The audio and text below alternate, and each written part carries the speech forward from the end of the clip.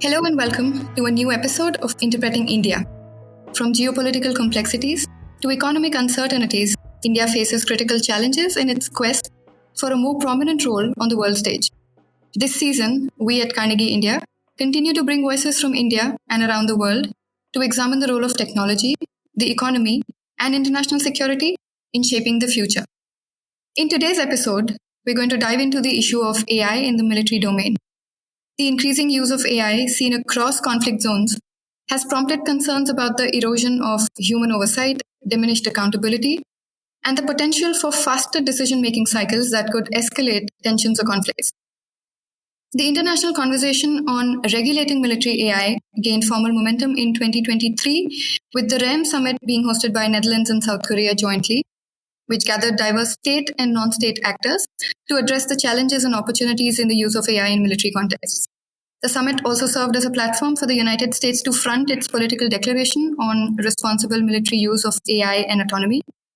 Building on that momentum, the United Nations General Assembly adopted a resolution in 24 in the month of December, calling for wider consultation with civil society, industry, and scientific community to assess the implications of military AI for peace and security.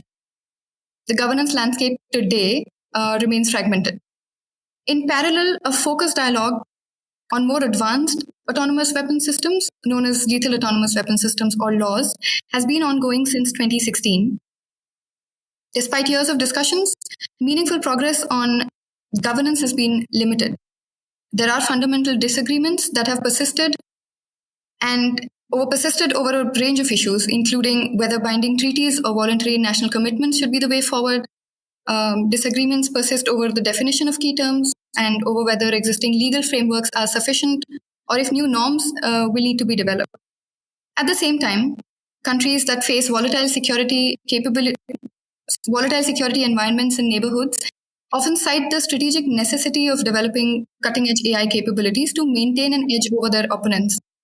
Given that AI is a dual-use technology, its benefits extend beyond weapon systems and further complicate the policy and ethical debates that are taking place. In today's conversation, we'll try and explore this broad terrain of military AI with a particular focus on laws. We hope to cover the current state of global governance efforts, and we'll try and identify the challenges that these efforts are facing and possibly consider some pathways for future.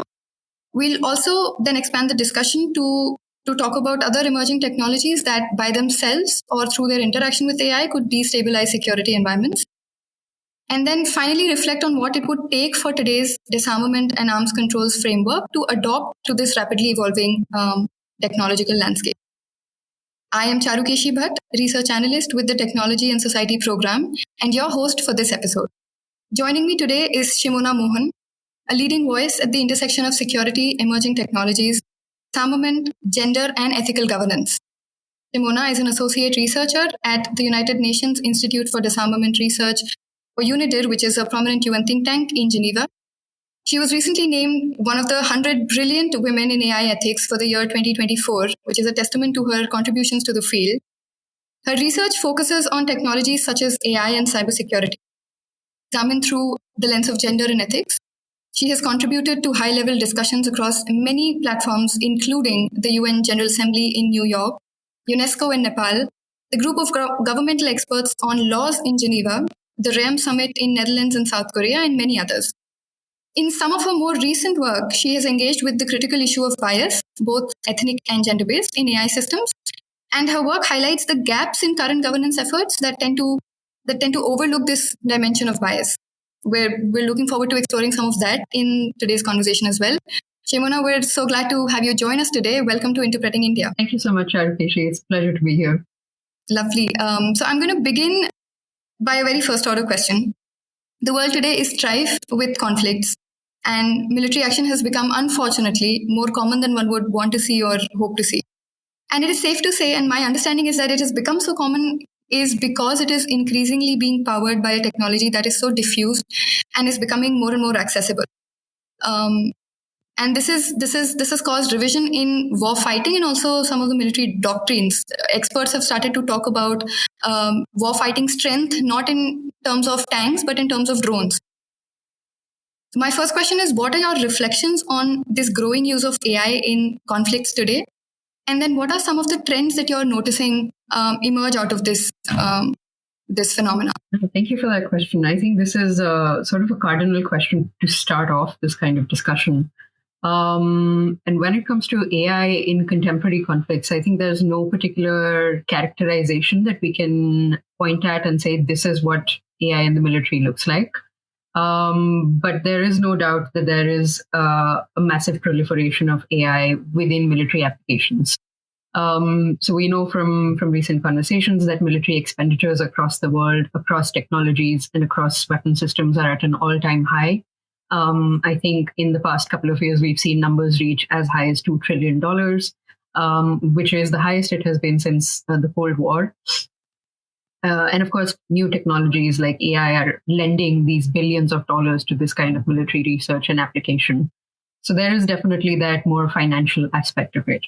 But then there is also another aspect where we can explore how new and emerging technologies, even within the context of AI, are kind of lending to this conversation.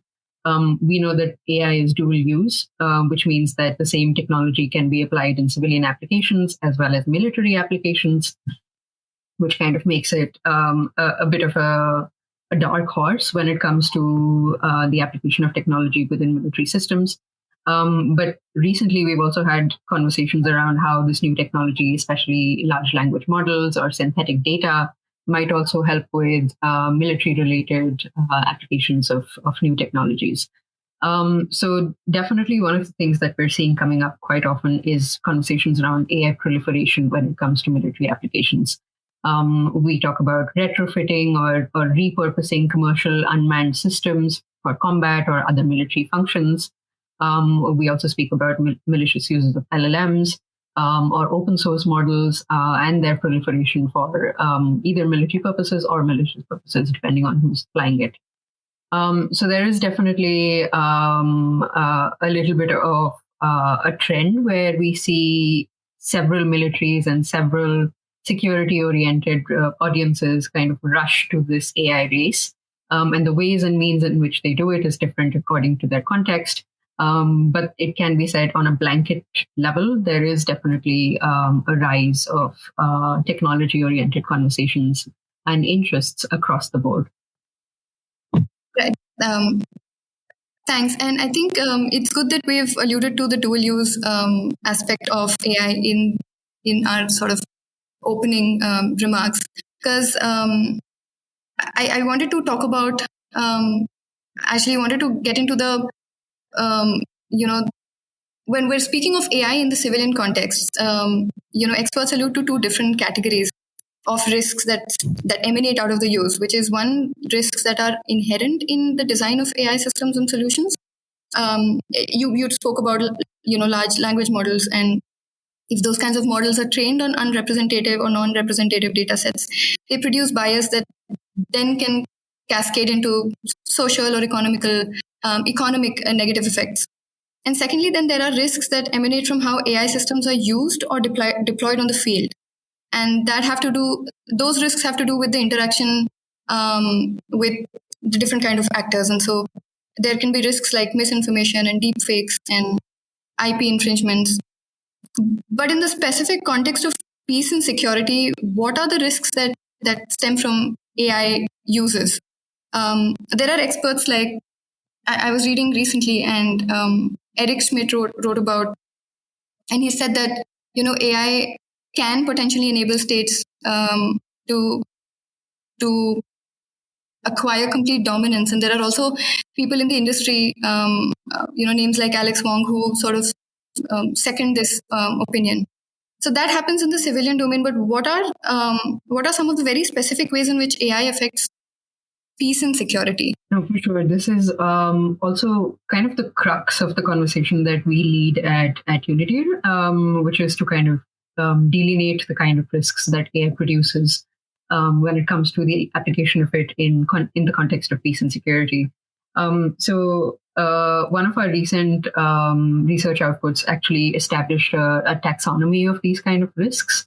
And as you correctly pointed out, part of these risks are inherent to AI technology, the way that technology is designed, the way that it is employed in different contexts, and the kind of risks that it produces by the nature of it being a sort of technology behind a black box. And then a second set of risks that it comes up with are the kind of risks that occur when we apply this technology to military contexts, whether that's in uses, whether that's uses of decisions around use of force, or targeting, or at the back end, etc. So, in terms of the technology itself, I think some of the risks that we've come up with through our research are, for example, around the risks of the safety of the technology in the first place, how that technology is developed, whether it's using the kind of data that is representative enough, whether the kind of algorithms that are being employed are being checked by a human for to make sure that there's no particular biased systems, etc. And how, once we come out with an output from those systems, are those outputs being evaluated against specific metrics to make sure that technology is not producing further risks just by nature of it being a technology. And then there's, of course, also risks across the cyber landscape of AI. So that's more about how integrity attacks might happen, or confidentiality attacks on these systems might happen, or adversarial machine learning models, etc. And of course, then there's a separate sort of category of risks, which are kind of grouped under human-machine interaction. In cybersecurity research, there's a common phrasing that goes that humans are the weakest links in cyber. And that is the same kind of idea that we can employ here when we talk about AI in the same context. Even when there are all of these mechanisms in place to make sure that there's, for example, no biases in AI systems, humans have biases which they may inadvertently encode into the system or may overlook just because they haven't been trained to recognize those biases at a personal level. So in that sense, humans also become a sort of risk when it comes to developing that technology in the first place. And then another way that humans kind of interact with these technologies and produce these risks is sort of the trust calibration. When an AI system is telling you something, do you immediately believe it, or do you immediately not believe it?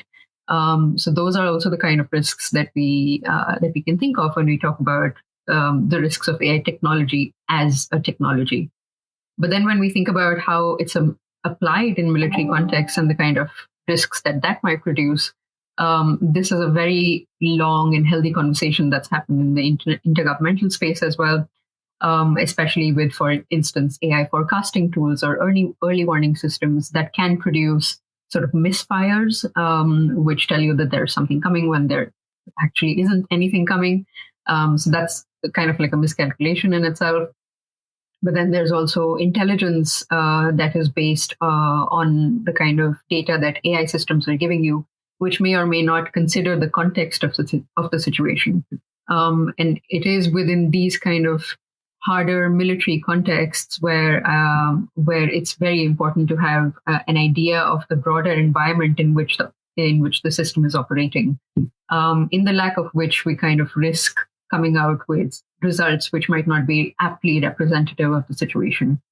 We've also had in the recent past, especially in the disarmament world, several conversations about escalation when it comes to AI. So AI is also a force multiplier, which means that not only is it a technology that through itself has some considerations when it comes to its application, but it also lends force to other kinds of weapon systems, like nuclear weapons, for example, or cybersecurity, for example.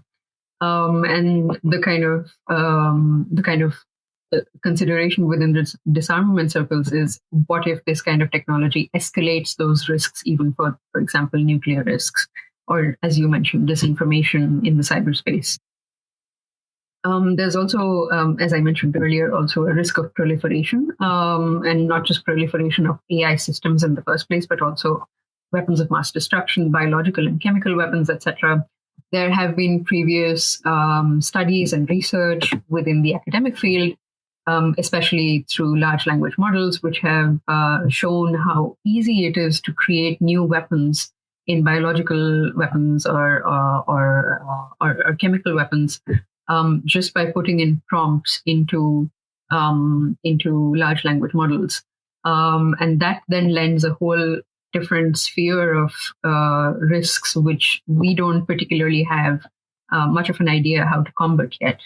So that's definitely kind of like the broad umbrella of risks that we're looking at. But as far as technology like AI goes, there's never a list that you can make and say, oh, this is the be all and end all, because the technology is changing every single day.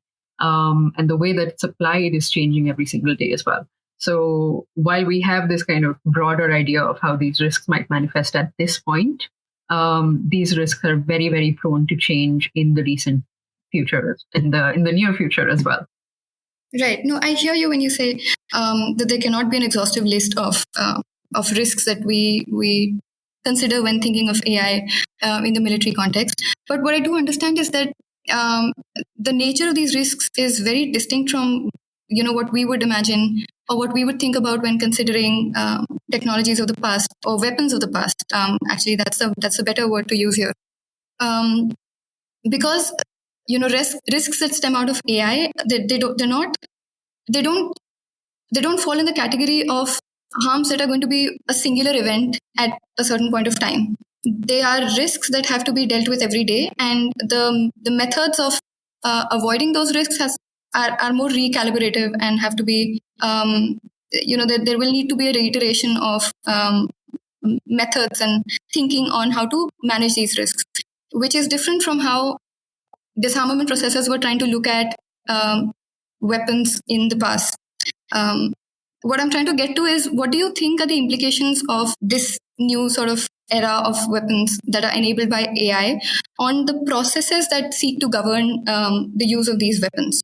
So, for example, traditional tenets like non-proliferation, or we're going to get rid of an existing stockpile, they won't work because the technology is not one stationary, it's not tangible. So these kind of tenets are changing. What are some of the changes that you're seeing or that you anticipate will need to take place in disarmament debates or other processes also to respond to these, to respond to AI in general?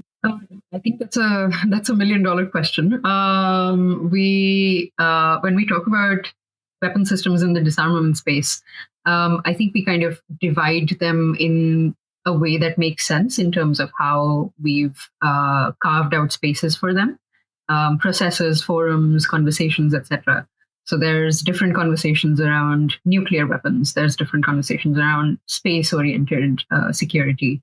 There's different conversations around technology. And even within technology, there's a separate cyber conversation. There's a separate AI conversation.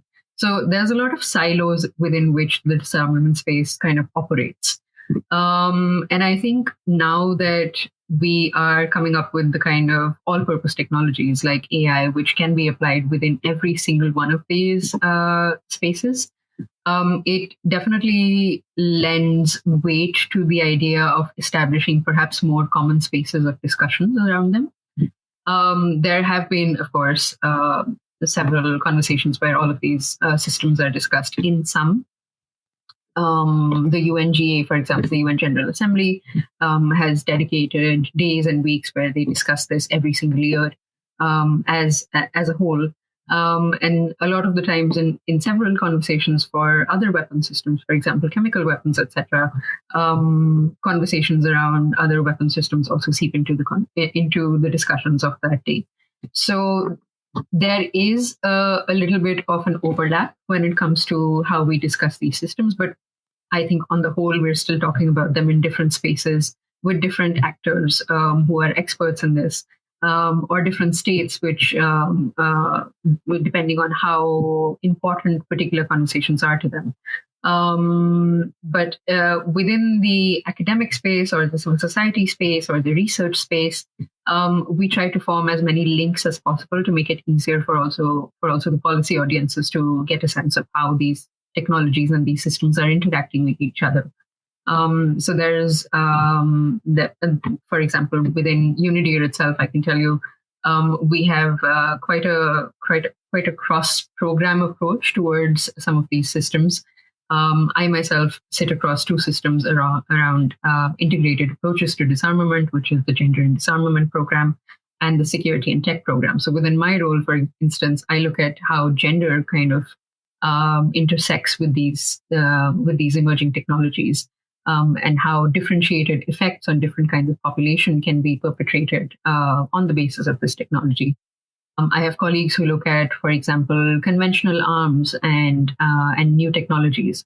So how can small arms and light weapons, for instance, integrate with new technologies, and how do these conversations fuse together to form a completely separate group of conversations that needs to be taken care of by audiences and actors from both sides of the table. So it is a long process, and there's no particular neat or careful answer to this. But I think we're also kind of learning as we go in terms of what makes sense and what proceeds well and what gives the best results. Yeah, no, thank you. I'm going to save my questions on your work on gender for the later part of this conversation. But it's good that you talked about the different processes that are taking place for different kinds of weapons, because that is what I want to pivot to now at this point of time in this conversation. But before we get into the specific processes that are looking at governance, I think because we're particularly talking about AI in the military domain, I think it will be useful right now if you could tell us a little bit about the different strands within that broad umbrella, which is military AI, because I alluded to two parallel processes that are taking place on military AI when setting the context for the conversation, which is one on laws and one on the broader use of AI in military. But if you could just unpack that distinction for us and our listeners, and why do you think that distinction is maintained? Because it's also maintained by all of these UN processes, and then REM and all of these summits have also maintained these very separate conversations. Why has this been done, and why is it important that we separate these two categories? That's a very interesting question as well, especially because when we talk about military AI, the kind of tendency is to just talk about lethal autonomous weapons, but the broader umbrella conversation around military AI is much larger than just laws. Because when we think of laws, we kind of only think about it in, say, for example, conduct of hostilities related contexts. But even though we think of it that way, we don't have an apt, tangible characterization of what laws look like. I think the most oft-cited one that we have is perhaps drones or sentry guns or some kind of weapon system with some kind of integration of AI within the back end, or some kind of computer vision software, etc., that's integrated into existing weapons, etc. But that's not the be-all and end-all of laws. Laws themselves also have a little bit of characterization issue. This is a conversation that's been going on, for instance, at the UN for the past decade or so. We still don't have an apt characterization of what laws look like. We just have an idea of what we can define as laws once we see how they operate on a battlefield. So that's one kind of system. But then, of course, we also have AI-based decision support systems, which kind of work at the back end and help the commanders or the operators of a military operation to make certain decisions based on the information available in the operational context of the weapon system. But apart from this, we also have a whole range of other systems which can be included within this definition. So command and control systems, or information management systems, or AI-based systems that are used for logistics or training, also kind of come under this larger military AI umbrella. And apart from just battlefield operations, there's also systems that militaries use for different purposes, which are not related to battlefield operations. So, for instance, for peacekeeping, for emergency response or disaster relief, or to support national security and public safety, through, say, law enforcement or border security or counter piracy related technologies or the protection of critical infrastructure, etc. And then there's a sort of AI related systems, which we can talk about, for instance, disinformation related use of AI and of course also deepfakes, which kind of lends into that entire muddling of the political narrative in the cyberspace, which also is used in information operations. So technically, that is a military application of AI as well. But again, this is a very non-exhaustive list because every day there's a new application that comes up, which we, insofar, had no idea about, and now we have to deal with. Yeah, no, thank you for that answer. That gives us a really broad spectrum of what are the kind of weapon systems and capabilities and devices or uses that we're looking at for AI in the military context. But I want to now focus specifically on laws. And you spoke about the process that's been going on at the GGE, and you've been part of some of these discussions from what I understand. And you also talked about that list of characterizations that I believe came out in 2023. And then since then, the process has been sort of in a limbo and, agreement hasn't been achieved. There was a rolling text, I think, that came out in the March session this year. And then we're expecting another session to take place next month. But so if you could talk a little bit about the challenges that you see this platform or this forum encountering that have inhibited progress. It's been a decade, I think, constituted in 2016, and we're reaching 2026, but consensus has been hard to come by. So, from your engagement with experts in that area, what do you think are the challenges that have prevented concrete steps? So you're correct in saying that we're almost at a decade when it comes to conversations at the group of governmental experts, which is the GGE, where laws are kind of debated at the UN. But initially, this conversation began actually in 2013 by a report by a special rapporteur, which was the first time that lethal autonomous weapon systems were even brought into the discussion at an intergovernmental level. And since then, it was kind of hosted in more human rights related conversations, and then it kind of moved into the on certain conventional weapons, which is where it sits now since 2016 onwards. So the GGE continues to be kind of the major platform for debate around laws at an intergovernmental level. Even though in the recent past, we've seen other conversations kind of crop up around it as well. So there have been some UNGA resolutions around military applications of AI. We've seen some minilaterals and other initiative come out by member states or groups of member states. So a good example that you already cited was the REAIM process, which was brought forth by Netherlands and South Korea. But then there have also been kind of regional conversations where a group of like-minded states in certain regional parts, in certain parts of the world, come up with regional conversations, and then some kind of framework or output or document that makes a concise summary of their views on certain topics. So good examples here are perhaps the Belen Communique by Costa Rica, which was led by Costa Rica, the Freetown Communique led by Sierra Leone, the CARICOM Declaration, etc. And then, of course, there have always been perpetual discussions by civil society, research communities, and academia to make sure that this conversation remains recent in the sense of that we cover all of the updates and all of the advancements taking place, both within the technologies, but also within the governance conversations. So when we speak about what happens at GGE and how consensus has been hard to reach, the GGE is a consensus, functions on a consensus-based approach, which means that all of the high contracting parties to the GGE, which is, I believe, a list of about 120 countries, have to agree on every single aspect of what goes into a final document. because that would be then adopted by consensus, which means that nobody can then say, "Oh, I don't actually agree with this because of X, Y, Z reasons."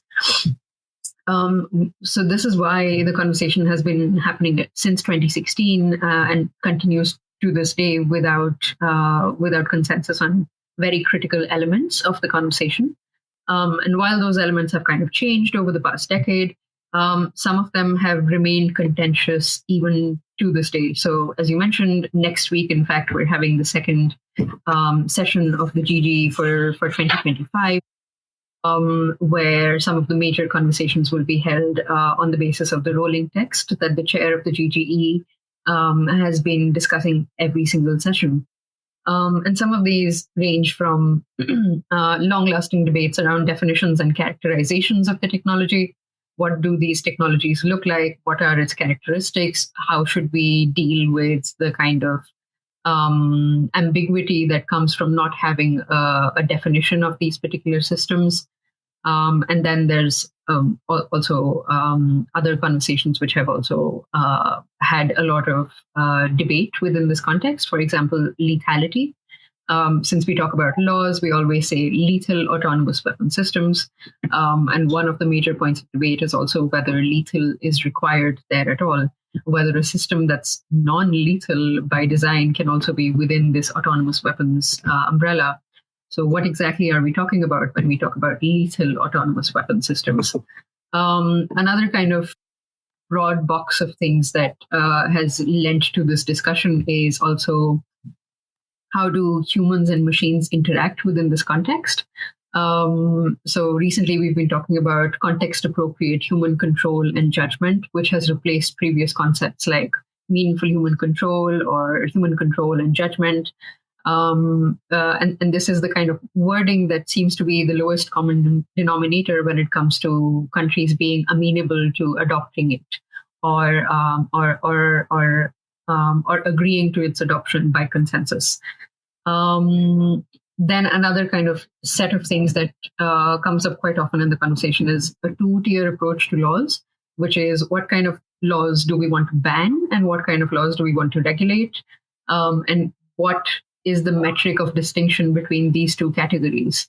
I think this also generates quite a bit of debate when it comes up, and it's been a running theme for the past many years, championed by a group of states, and then also discussed quite extensively during the conversations. And then another conversation that we see coming up quite often is biases. Especially when it becomes a more technical conversation about how these biases are encoded, what kind of results can they bring about, how are these biases quote unquote harmful or quote unquote unintended. So all of these words, as you can probably tell, are the kind of words that generate a lot of discussion on the basis of clarifying what they mean and then how they can be applied to this particular context. But that's just a few examples, and every new conversation, every new iteration of the GG comes up with newer points of discussion.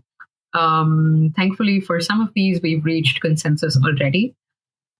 And for some of them, we're kind of still chasing after the advancements in the technology and the advancements in the discussions and the debates themselves to kind of reach that kind of consensus. Right. So the way I understand is you've spoken about a bunch of fold-ups, which is one on definitions, specifically on defining the word lethality and what that means when we're speaking of certain kind of weapons. And there is the conversation on human-machine interaction and defining the scope of that.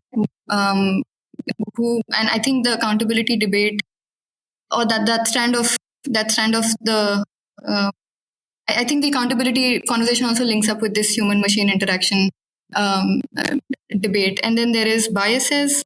And then you also talked about the approach that needs to be taken, which is some countries have voiced support for the two-tiered approach where they're calling for a ban on certain kinds of weapons that do exercise lethal force without human sort of intimation.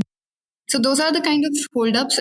But one of the things that I think that emerged out of the GG process early on in 20 2019, I think, which is the guiding principles that came out. And I think it was the discussion around the guiding principles started in 2017 when India was chair of the GGE.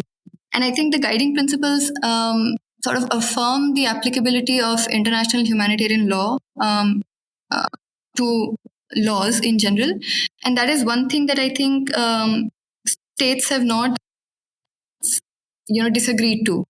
But I want to understand from you because a lot of your work is also in the field of humanitarian law, and you've also been trained in law. So how does IHL particularly apply to laws, and what are the different kinds of opinions that you've heard from stakeholders as part of this conversation? Thank you. I unfortunately have not been trained in law, but I would have loved to be. But no, you're right. We do kind of have a lot of conversations around IHL when it comes to lethal autonomous weapons itself, especially because new technologies like these are always contentious issues when they're compared against existing principles of international law. But even within the conversations at the GGE, for instance, there have been several states that have noted that IHL applies within all contexts of applications of lethal autonomous weapons, and that the kind of laws that cannot be used in accordance with IHL should be prohibited, hence kind of birthing the two-tier approach. And states have also noted that any use of laws that is not prohibited should be regulated to ensure that the exercise of certain human factors at various stages of development and use is retained. But then there are also states that that kind of point out how IHL does not expressly prohibit the use of autonomy in weapon systems. So henceforth is the debate: how do we make sure that IHL, which most of the principles of which were designed in the context where laws were not a reality, how do these principles kind of apply within IHL? So a recent conversation that UNIDIR has interacted quite closely with, and is also something that a lot of research communities are coming out with, is more of a life cycle approach to weapon systems. How are these technologies and these systems designed? How are they used? And how should we do like a post-use assessment of them?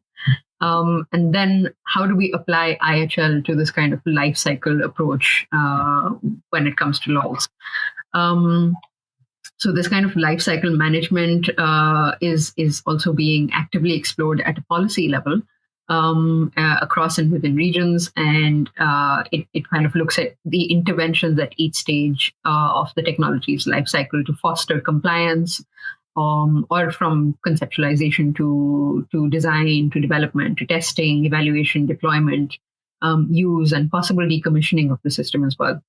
However, the kind of complicating factor here is also that the lines generally tend to be seen as blurred and not very straightforward in the context of laws.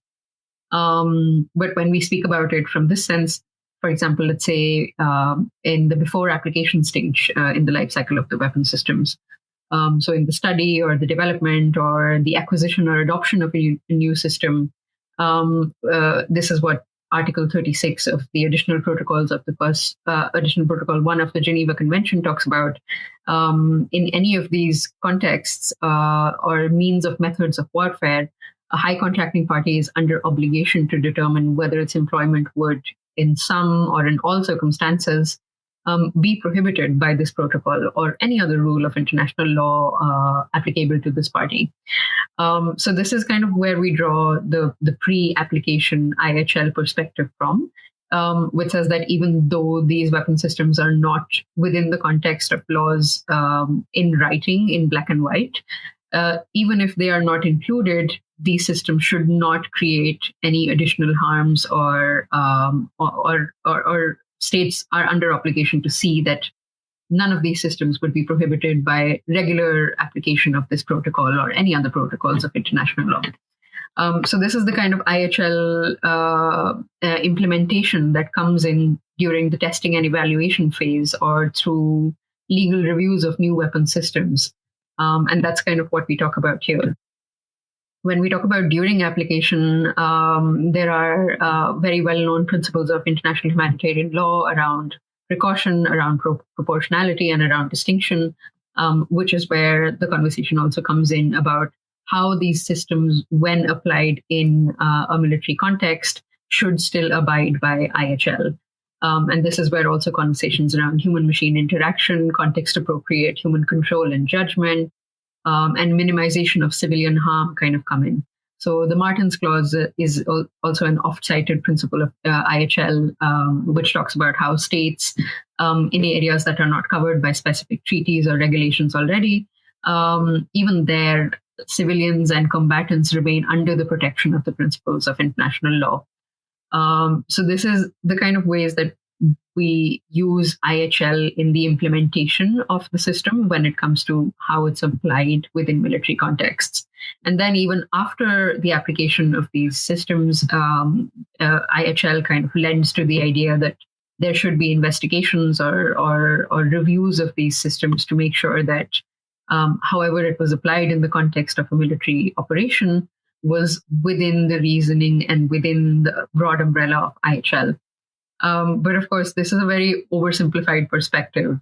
There are several principles, articles, and ideas of international law, international humanitarian law, international human rights law that lethal autonomous weapons and military needs to abide with. And it's a large discussion, mostly amongst law audiences and legal experts, to showcase how this can be done in an effective manner.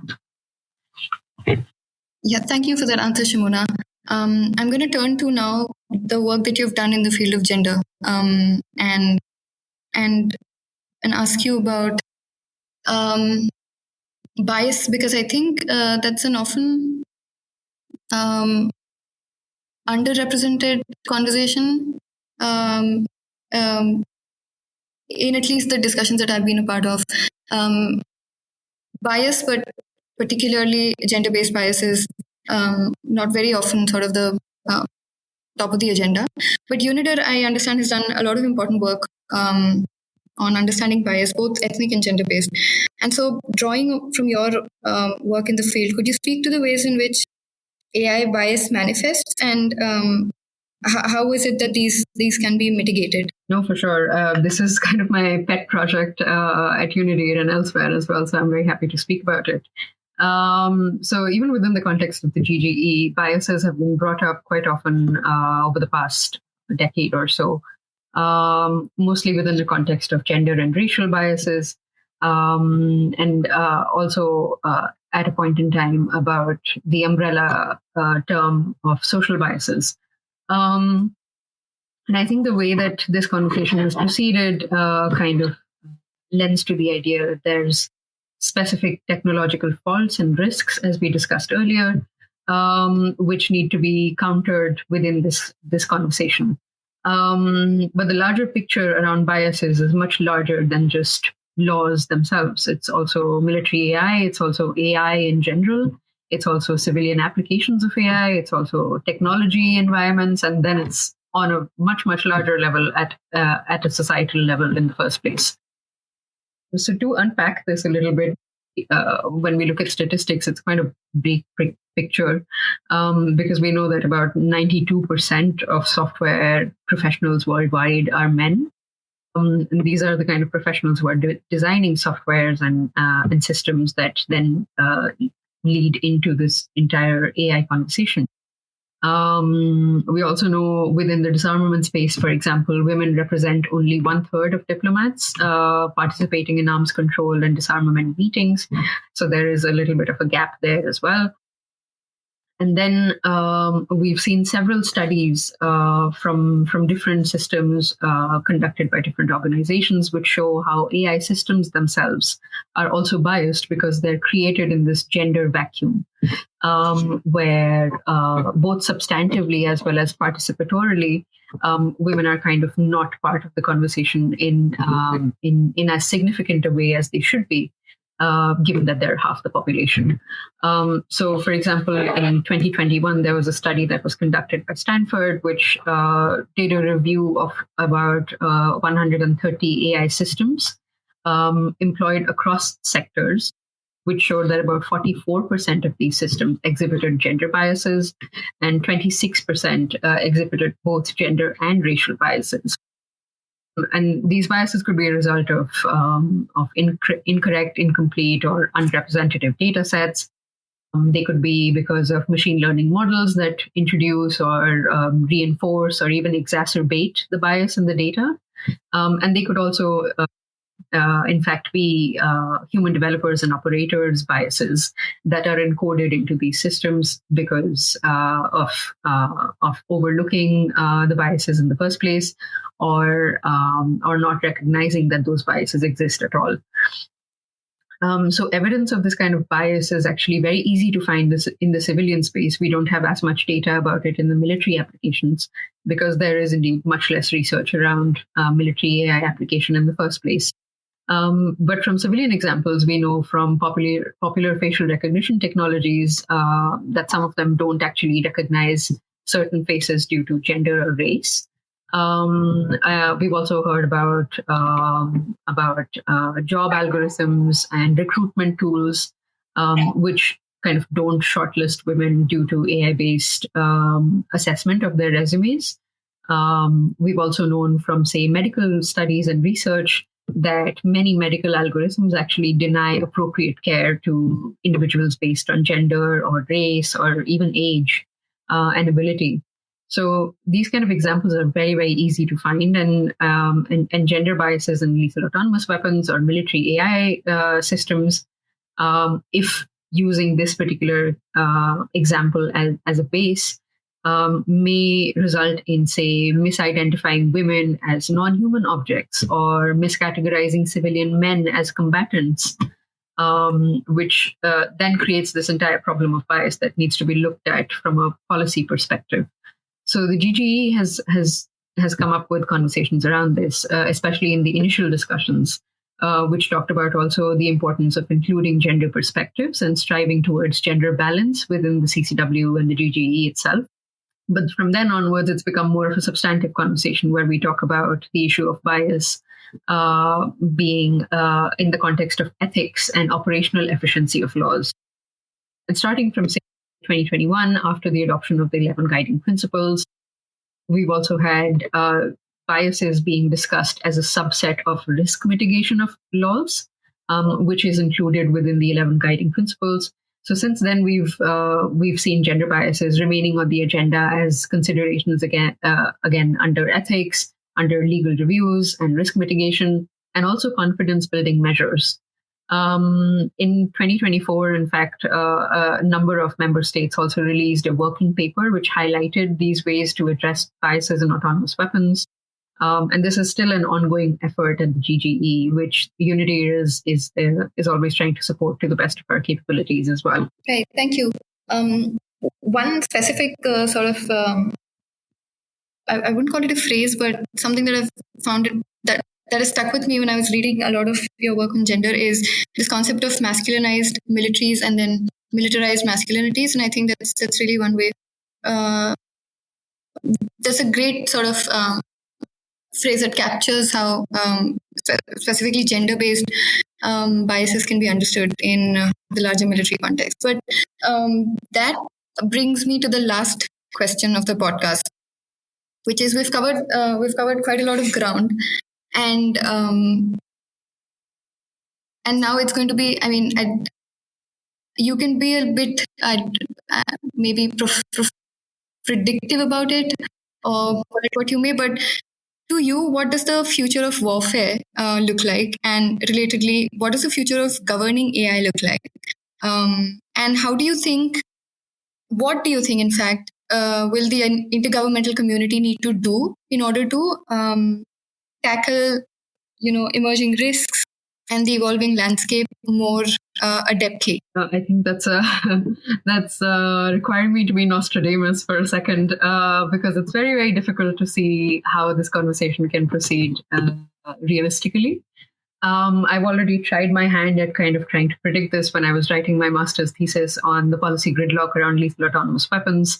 And so far, it's been a conversation that's been proceeding without a particular end in sight, let's say.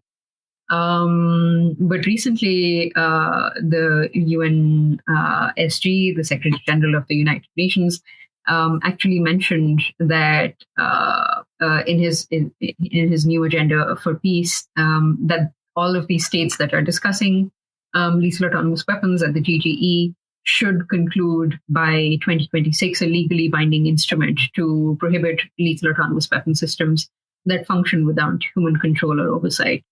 And which cannot be used in compliance with IHL, and then also to regulate all other kinds of lethal autonomous weapons that can be used within the context of military applications. So there is now an end in sight, at least. Now we know what we're working towards and what is the timeline to work towards it. But there are still much larger questions at play around how exactly this will happen. What exactly will be the kind of policy outcome that we come out with through this entire conversation that has spanned several years, several conversations at intergovernmental levels and elsewhere, and has spanned also, of course, different themes across the discussions that have taken place since then. So I think even at UNIDIR, we've tried our hand at kind of coming out with several recommendations that could make this process effective and ensure that we come out with a result that reflects the years of discussions that have taken place. And some of these recommendations are around how we should agree on perhaps core principles of governing lethal autonomous weapons. And military AI, and then turning these into involuntary norms. I think that also kind of gains the critical mass of like-minded countries that can come up with this kind of core principles, and then when turned into involuntary norms, will be more palatable for the rest of the countries in the CCW and beyond, who might be interested in taking them up as well. But then for this, we need a lot more confidence building measures amongst countries, amongst stakeholders, through multi-stakeholder engagements involving tech companies, civil society, research communities, policy audiences, etc. But then it's also very, very required, especially in the kind of context of the technology that changes every day, like AI, to also pay specific attention to capacity building, whether it's capacity building for tech audiences to kind of train them on what policy discussions are happening so that they have an idea of what kind of systems should be created in the future, etc., and how these systems should have responsible innovation ecosystems, etc., or whether that's capacity building for policy audiences to get them up to speed on what kind of technologies are being developed, how these technologies have been discussed at governance forums, and what would be effective ways of doing this in the future. And of course, to do this, countries themselves have to also take up that initiative. So countries should have national strategies on AI, for example, or strategies around data, or frameworks around how to train their government machinery when it comes to this new era of technological advancement. And I think all of these are very notional and intuitive recommendations, which shows that they are things that would work if they are implemented correctly. So I think the missing piece of the puzzle now is just how do we implement all of these great ideas that we've collected over the past few years in a way that makes it certain that we'll come up with a result that's mutually beneficial, palatable to all, and effective at all levels. Yeah, thank you for that answer, Shimona. With that, I think we conclude today's conversation. Thank you for having me. It was a pleasure.